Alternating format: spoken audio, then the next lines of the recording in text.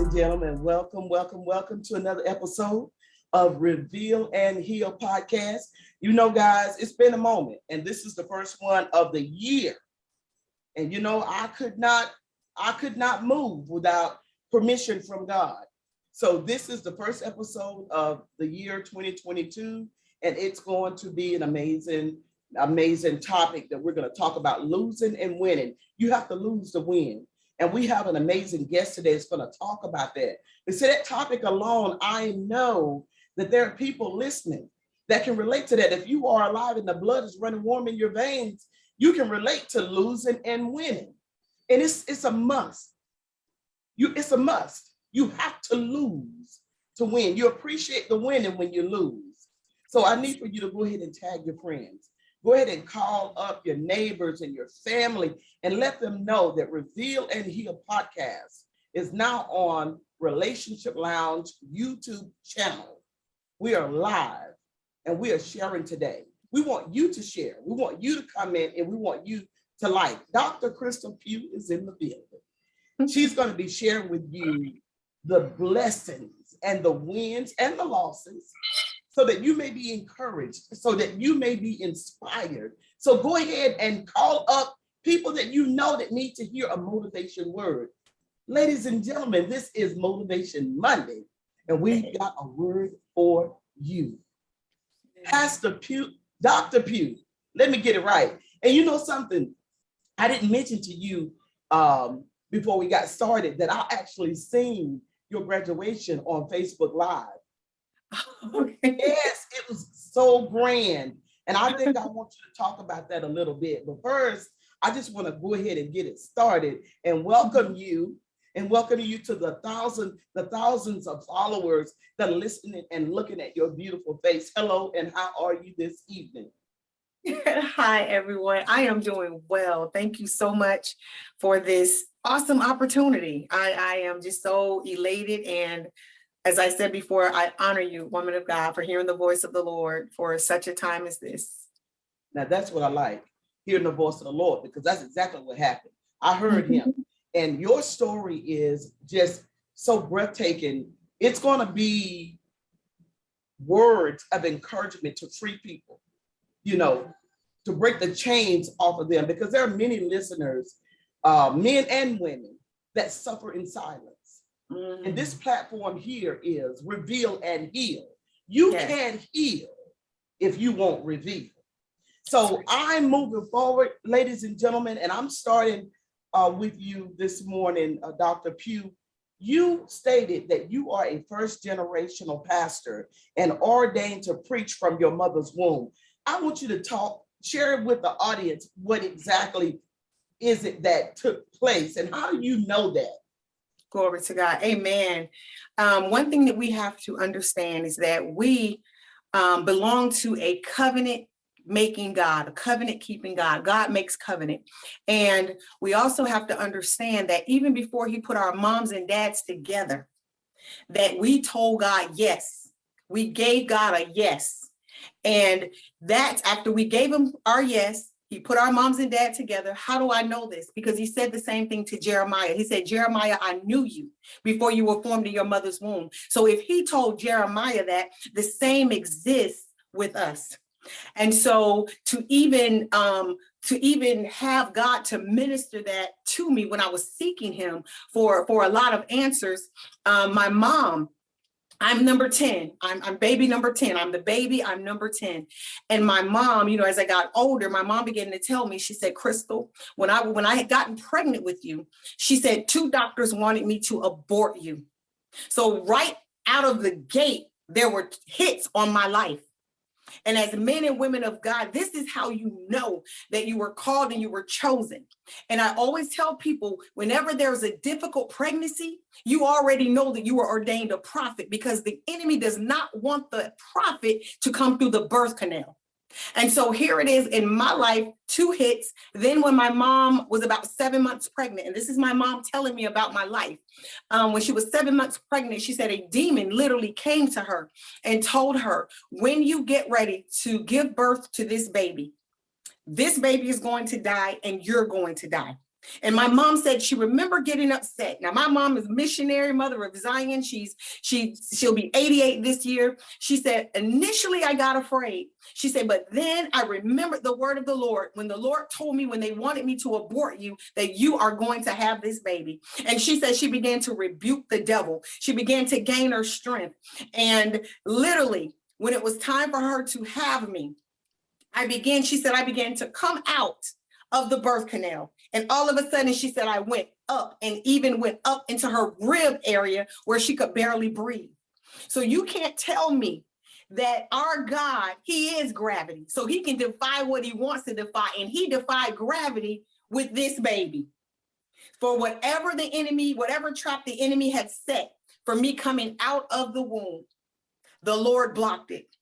And that's how many of us that struggle with our calling, many of us that have struggled with knowing who we are and knowing our purpose and why was I born, or why is this calling on my life, or why when I go to someone in leadership and I tell them I believe I was called to this and they shut me down over here. This is how you know, because it was ordained before the foundations of the world. And you have to go back to the Creator. You have to go back to God and say, Lord, what is my purpose? Why was I put here on this earth? And that is what I had to do. And that's when the Lord began to say, I made covenant with you before I put your mother and father together. And he also said, it does not matter who your mother and father is or what they have become.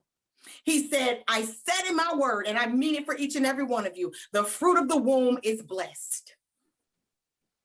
That's been my life. That's been the whole ordeal.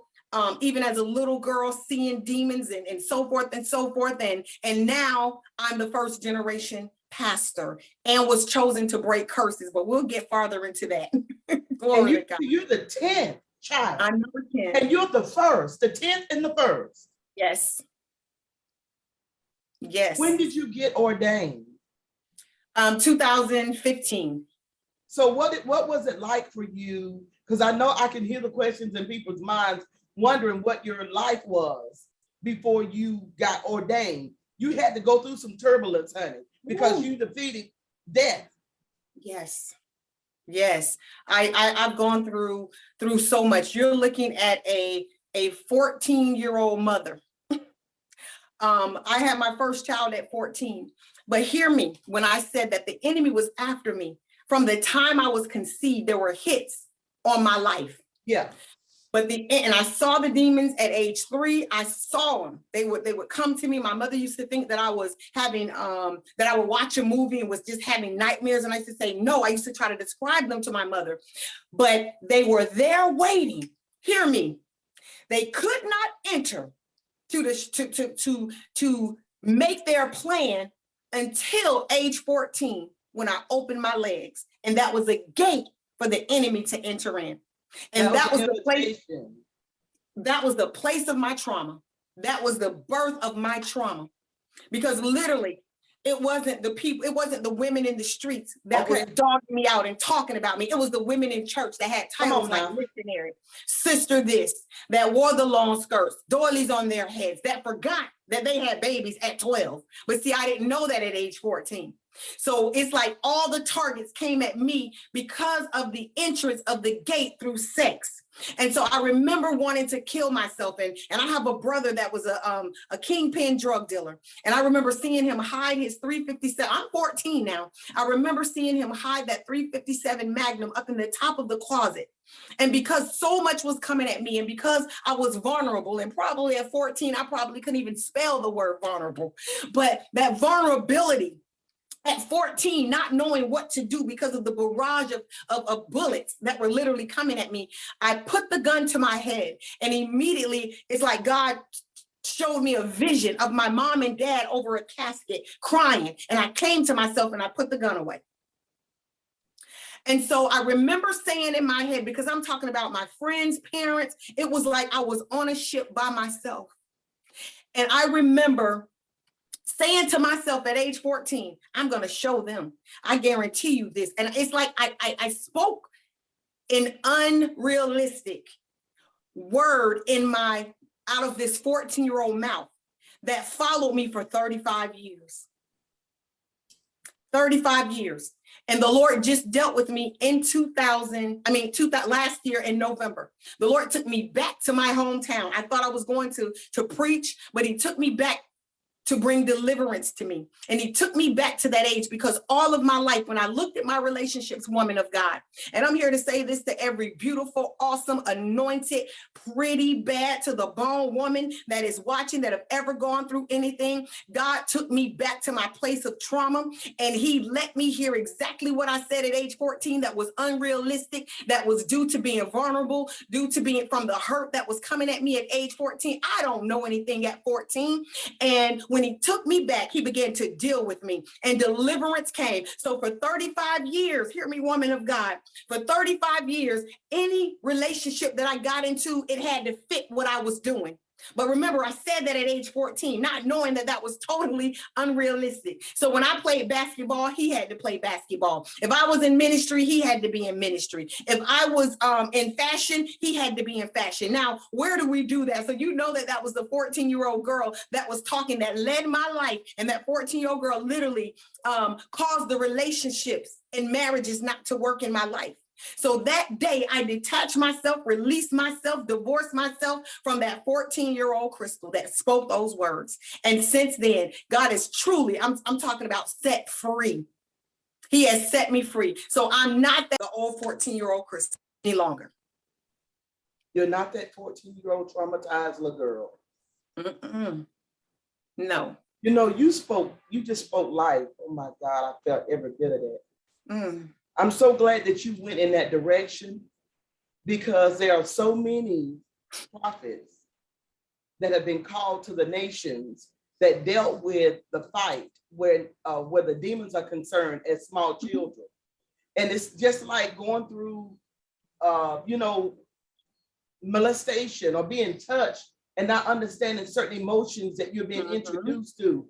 That's the way you can't explain that you seeing something and they're thinking that you done looked at a movie, you done felt something, a coldness, it don't feel right, because something has entered in the room, and that God in you that you can't explain, it's you on high alert that something is not right, but you don't know how to put it into words to explain to your parents, because they're not thinking you to be extremely intelligent that way. You see, God, you was birthed with him in you. You see, and let me tell you about life and death in the tongue.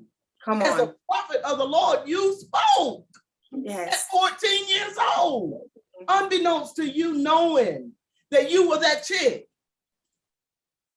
You had to go right back to that place. And people of God, men and women, no matter your status, please hear what the woman of God has stated.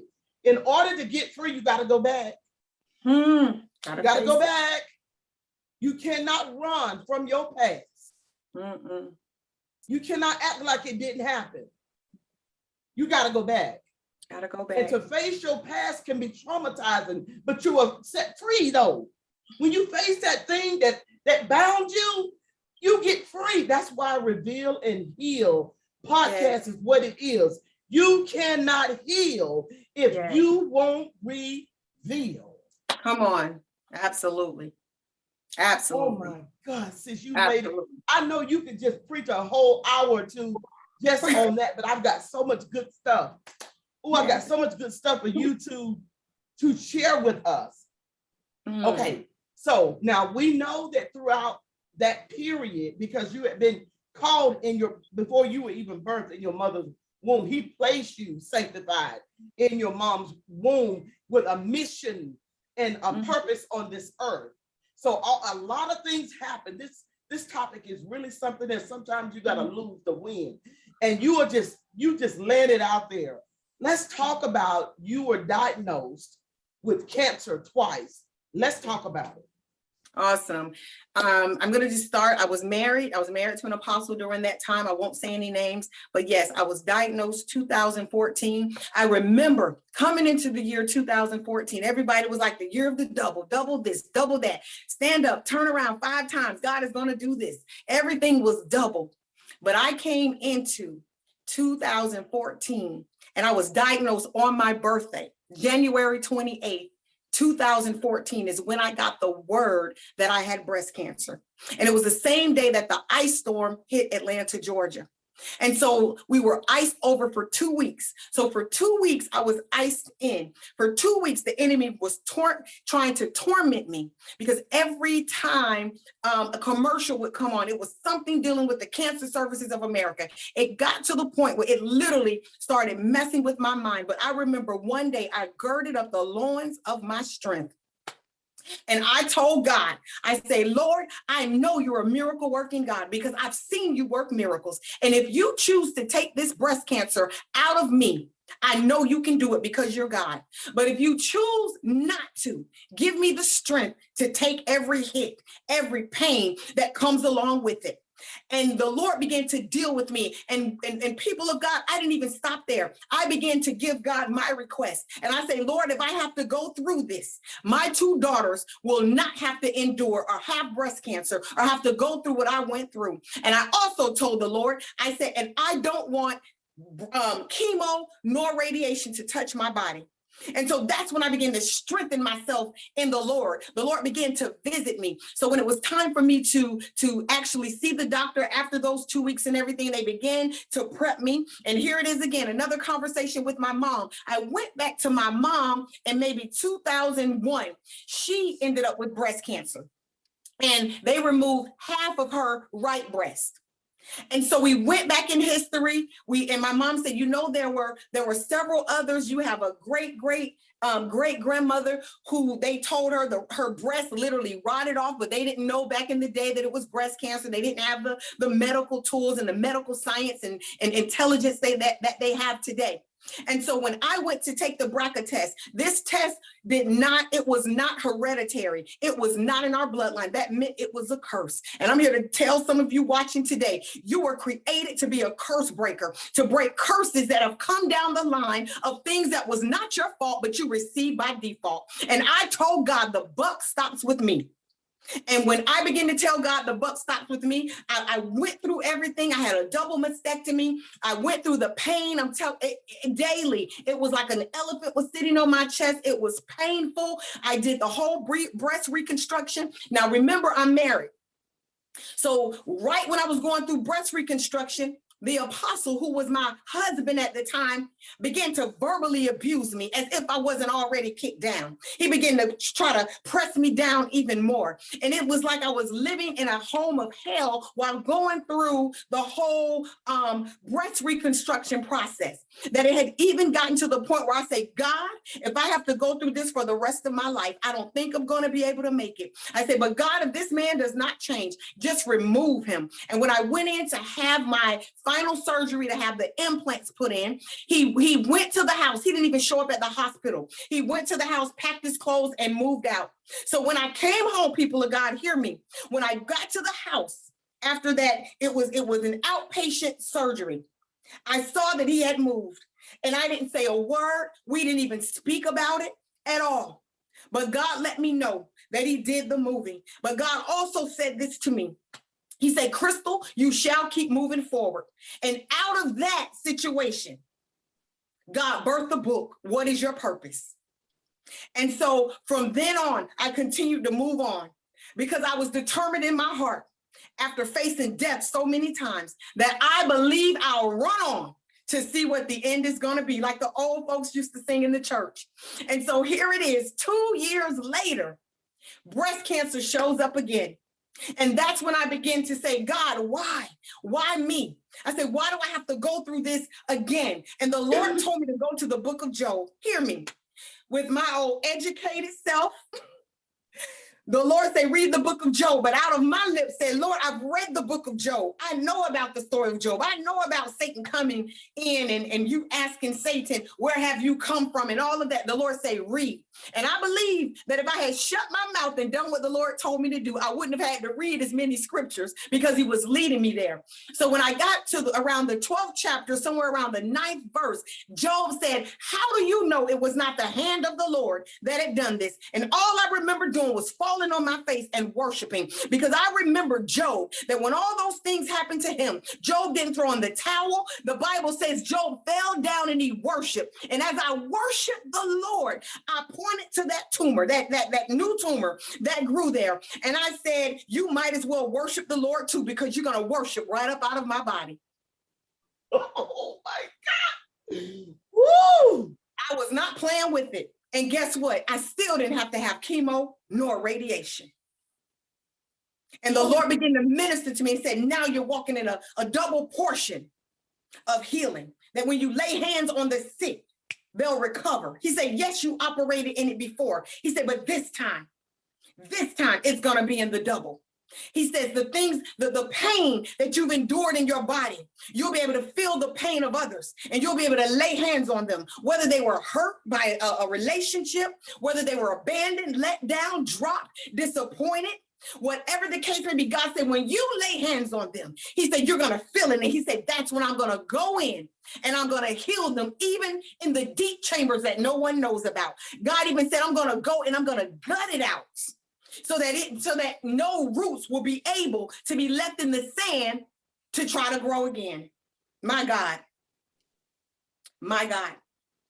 So it was necessary. It was necessary that I was afflicted. I know it might sound crazy, but it was necessary that my body was afflicted, not for me, but to heal others. Paul even said it was good that I was afflicted. My God. My God. My God. Lord have mercy. From a two-time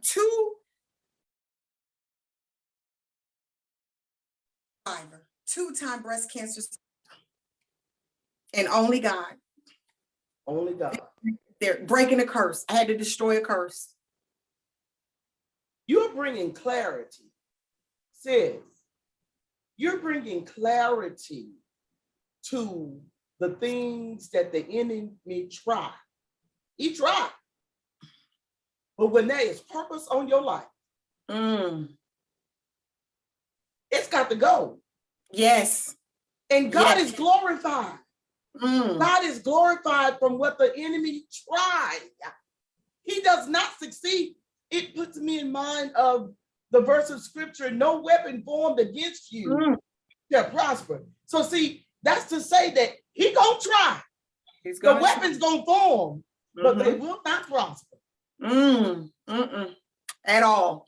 At all. And you have to get to a place where you fight for your prophetic word, where you fight to even get the strength to fight against the enemy. You have to get to the point. I had to get to that point where I say, Satan, you tried me at age 14, but I overcame. You came through the fact that I opened my legs to a 21-year-old that told me he was 16, that I was tricked, and you came in to destroy my life.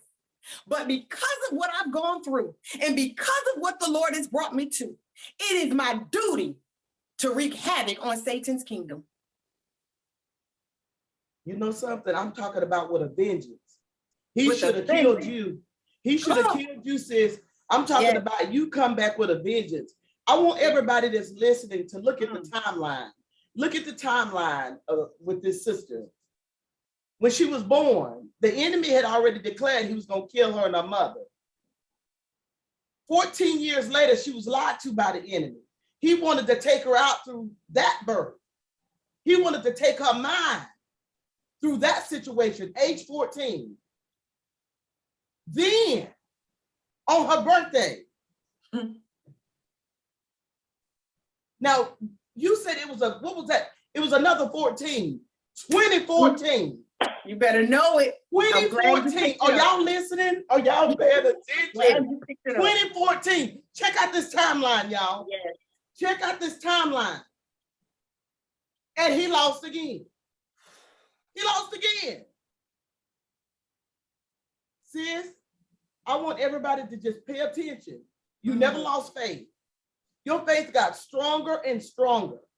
Yes. And I want everybody to pay attention too, also, that during this timeline, this was after you had declared a thing at age 14. So these different things that are taking place, even though she spoke some things, God still kept her because purpose was on her life. I want y'all to hear this. Purpose was on her life, and God knew she was going to go back to where it started when he got through, because the timeline is showing that God never failed you. He was right, and he still is. So, there's so much to cover. There's so much to cover. Now, let's talk about you being an educator for 20 plus years. And I mean, sis, we're talking about songwriter, author, and so much more, so much more. So now this is all during this timeline, y'all. Y'all see how God kept her. I want y'all to see how God kept her. Even though she was going through things, she never gave up. She knew purpose was on her life. So I want y'all to pay attention to how she lost and she won. See, the losing wasn't too long. She got up quickly. Pay attention. Go ahead, sis. Yes, an educator for 22 and a half years. And the Lord began to say, I want you to leave your job. Hear me. Here I am preaching faith and having faith for everyone else. But my faith was not at the level to leave my job, because Crystal was used to making what she was used to making. And so I could not see it. And hear me, when God speaks or when God calls us to do something, we're either going to have to do it voluntarily or involuntarily. And so it got to the point where I was so afraid, and my faith was not there to leave teaching after all of those years, because that's all I knew, that the Lord ended up taking the passion of teaching out of me. And I love kids. I love that. They are my babies. I love them.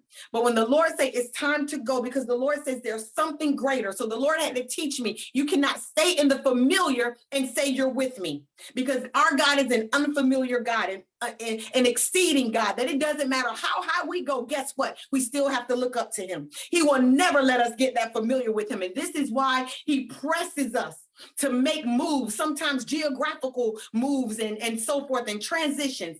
And so he took the passion from me, and woman of God, I found myself not even wanting to go to work. I found myself every little thing my third graders were doing, it was working my last nerve. I used to sit at my desk and cry because I yelled at little Johnny. I yelled at little Cece, and I'm like, that's not me, Lord, what's wrong with me? I begin to say that. And the Lord said, I called you higher. And so as he began to speak to me, I still didn't leave. And then all of a sudden, I began to get unusual pains in my wrists and in my body. Disobedience will cause illnesses and sicknesses to come upon us. Y'all better wake up. God have a way of making us shift and move. And if we don't, disobedience will cause these infirmities to hit your body. And you can go to the doctor 20 times and they'll say, nothing's wrong. I don't see it. And that's when you got to stop and say, okay, Lord, I hear you. Because right when I answered the call, when I put in my 2 weeks notice, ask me if I ever had another pain in my wrist. Not at all. And so I left.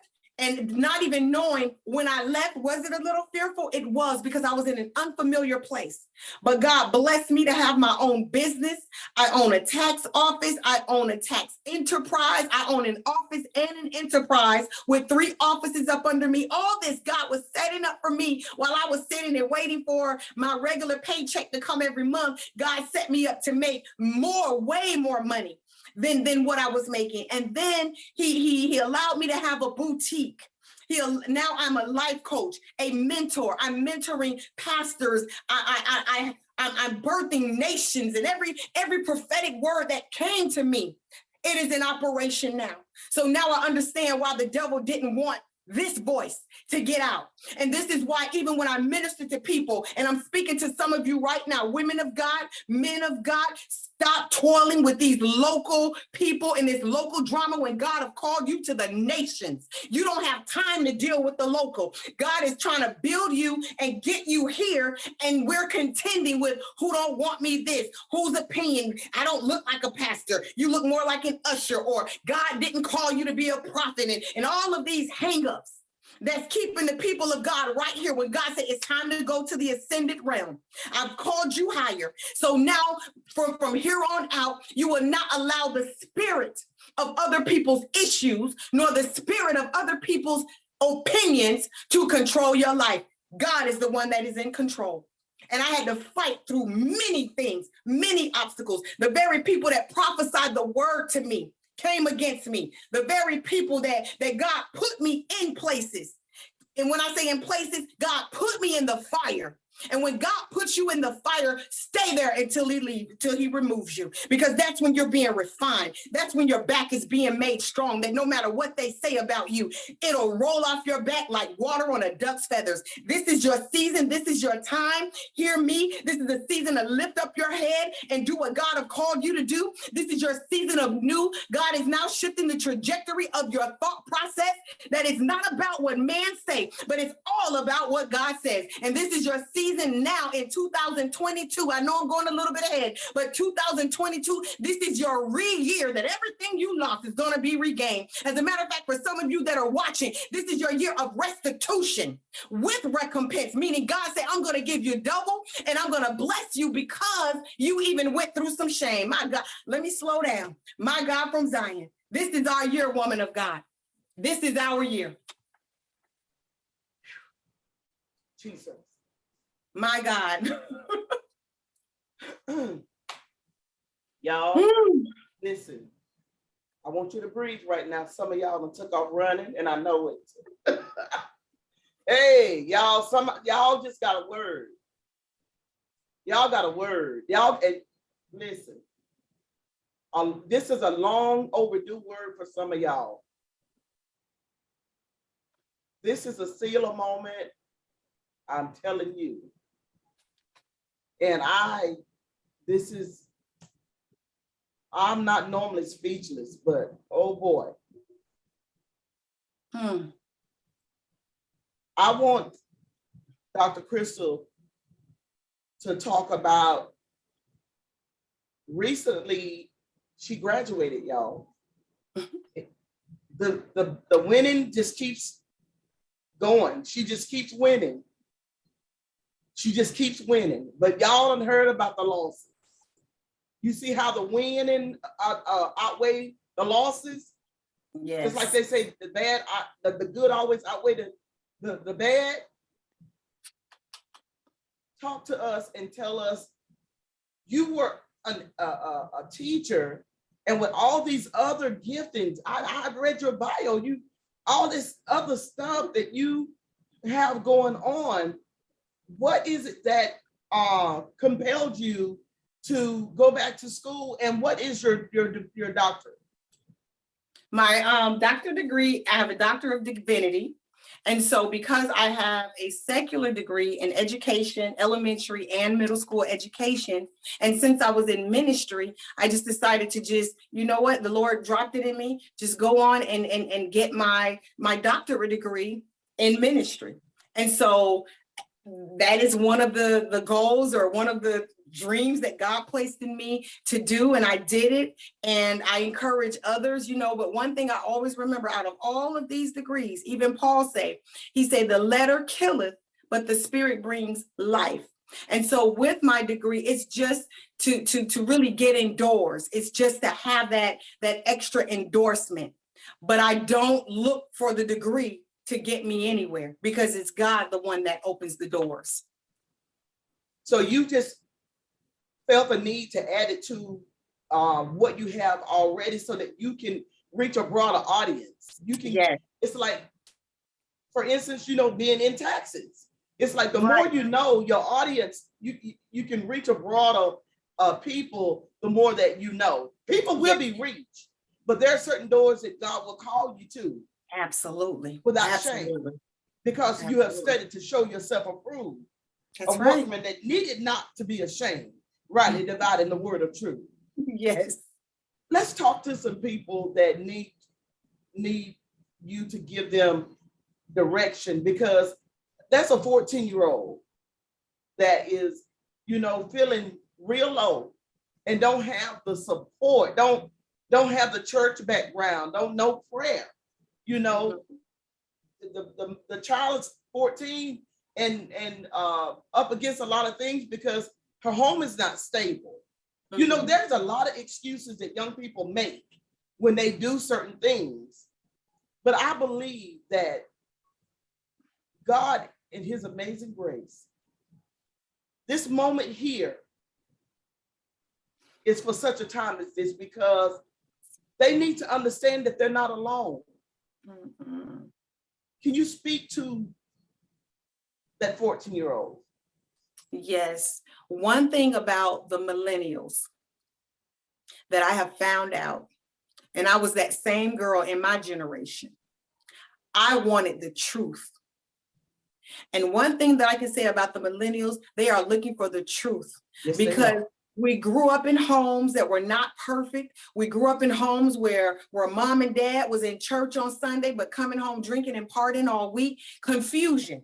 And no, that was not the case in my home, but the case with me, my mom would not speak to me. She would not tell me about sex. It was things that they hid from us.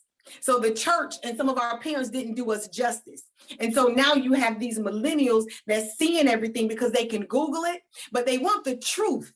They are literally almost demanding us to give them the truth. And so when I speak to a 14-year-old girl, if I'm in a room and the Lord give me discernment, I tell the 14-year-olds, the 15, whomever, I tell them the truth. And I myself had to tell my daughters the truth at a very young age because they were asking questions, because each generation gets wiser and wiser. And if the church don't tell them the truth, if the parents don't tell them the truth, then their wise turn evil. And the Bible speaks of that.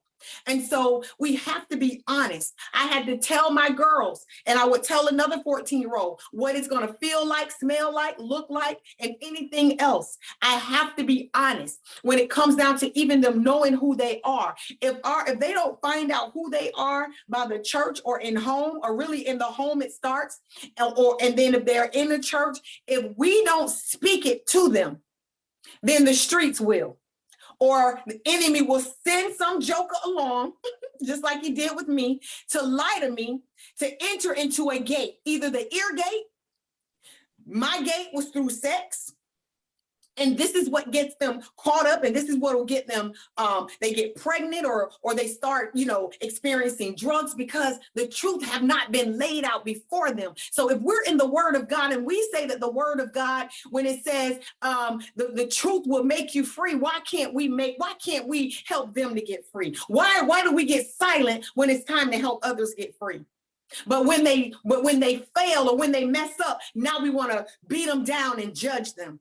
But we forgot we didn't do our part by telling them the truth. I have my youngest daughter. I mean, she came in the world just like me. My mom would tell you, just like me. She was reading early, and I took her to one of her gynecologists. And this is so that parents can see that child that's real smart, that child that's asking questions, that child that's standing back, being very analytical, that child that's doing their homework, listening to your conversation on the phone, and doing something else at the same, doing 3 things at one time, and can go back and tell you your whole conversation. That was my youngest daughter. And I remember I took her to one of her appointments. She was little, like 3. She started reading around 3. And she was pronouncing the word, we're all adults on here. She was trying to sound out the word vagina in the magazine. And so she was like, Mom, what's a vulva? And I mean, my eyes got so big because there was like a level of embarrassment.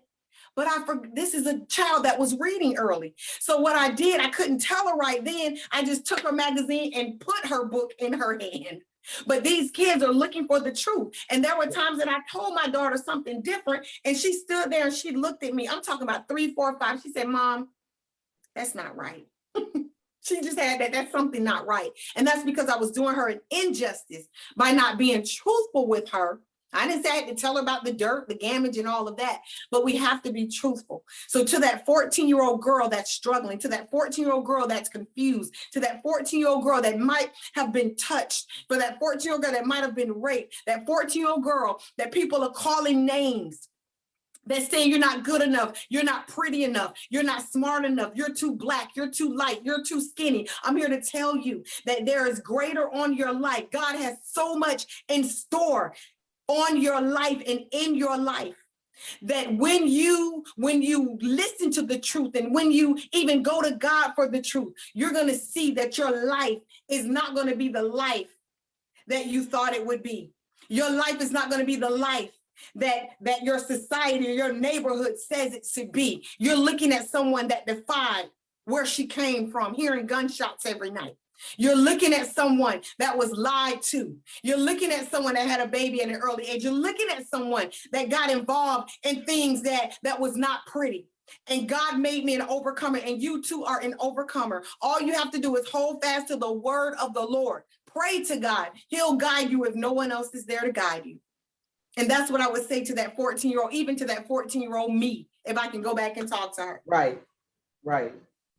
How can they reach you, sweetie? I want you to tell them how they can reach you. You said you're a life coach. That is great. So it's like, tell them about your books. How many books do you have? I have one book now. I'm writing 3 right now, but I have one book that is published and ready to go. It's What is Your Purpose? Tell us a little bit about that.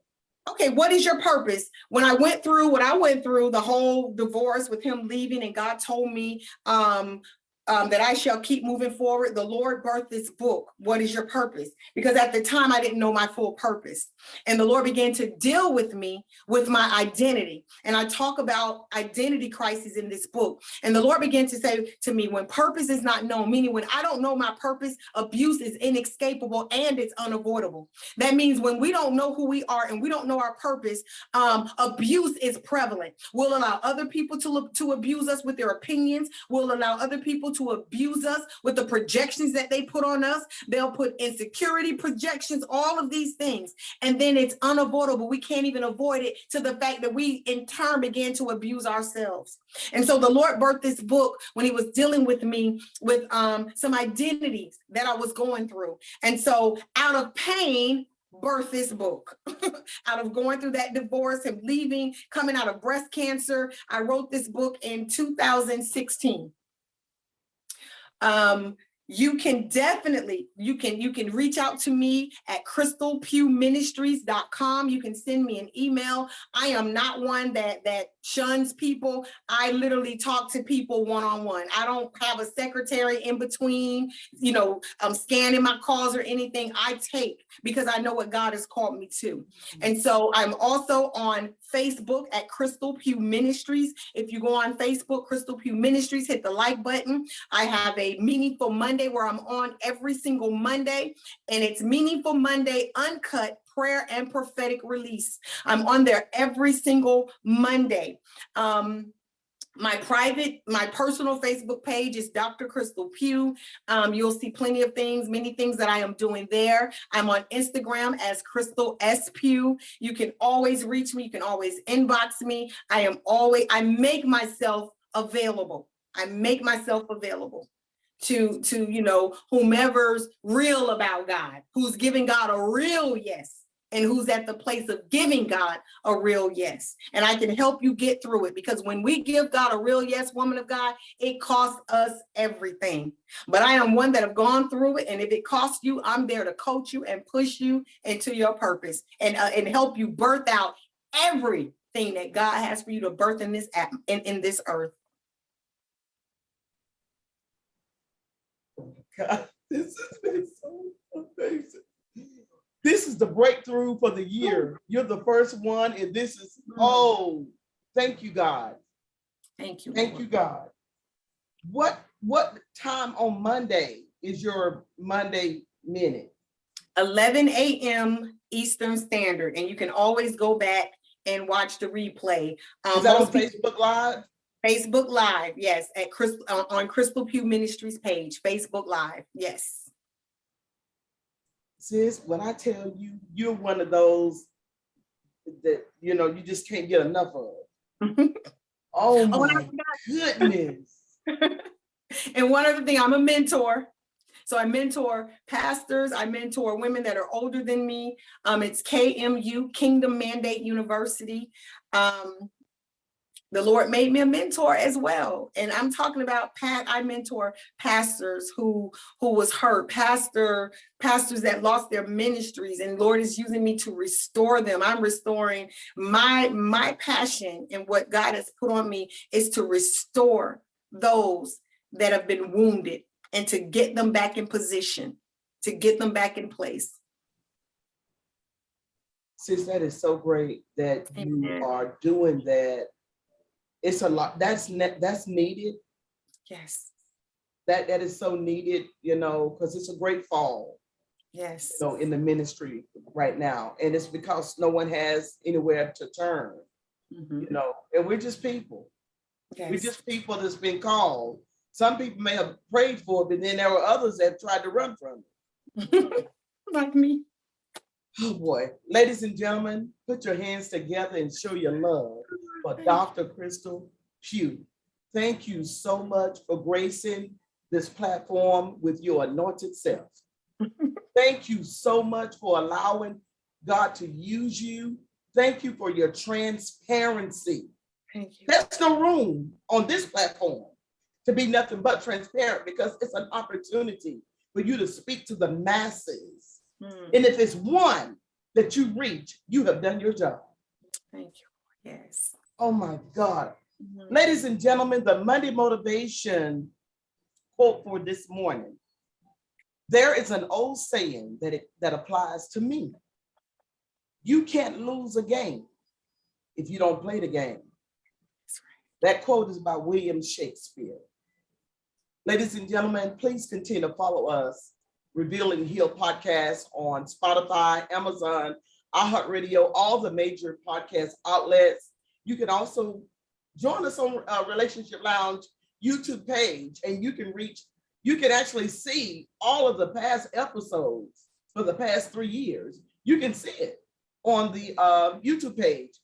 Please go there and like and subscribe. Please comment about this sister. Comment about what she shared.